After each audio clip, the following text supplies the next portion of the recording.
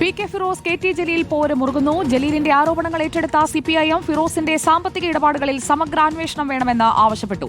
തിരൂർ മലയാളം സർവകലാശാല ഭൂമി വിവാദം വീണ്ടും ചർച്ചയാക്കി ജലീലിനെ പ്രതിരോധിക്കാനാണ് ഫിറോസിന്റെ നീക്കം. കെ.ടി. ജലീലിന്റെ ആരോപണങ്ങൾക്ക് പ്രത്യാരോപണം ഉന്നയിച്ച് പ്രതിരോധിക്കുകയാണ് യൂത്ത് ലീഗ്. തിരൂർ മലയാളം സർവകലാശാലയ്ക്കായി ഭൂമി വാങ്ങിയതിൽ കെ.ടി. ജലീലിന്റെ നേതൃത്വത്തിൽ വൻ അഴിമതി എന്ന പഴയ ആരോപണത്തെ വീണ്ടും ചർച്ചയാക്കാനാണ് നീക്കം. ഇന്ന് വൈകിട്ട് പി.കെ. ഫിറോസും യൂത്ത് ലീഗ് നേതാക്കളും സർക്കാർ ഏറ്റെടുത്ത തിരൂരിലെ ഭൂമി സന്ദർശിക്കും. തൊട്ടു പിന്നാലെ ഫിറോസിന് മറുപടിയുമായി കെ.ടി. ജലീൽ മാധ്യമങ്ങളെ കാണും. അതേസമയം ജലീലിന്റെ ആരോപണങ്ങൾ ഏറ്റെടുക്കുകയാണ് സിപിഐഎം.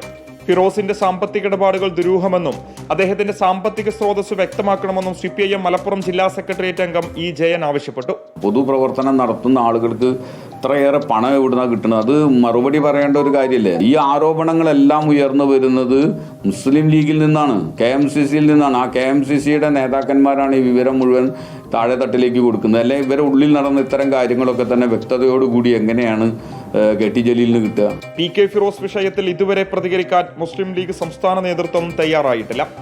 റിപ്പോർട്ടർ, തിരൂർ.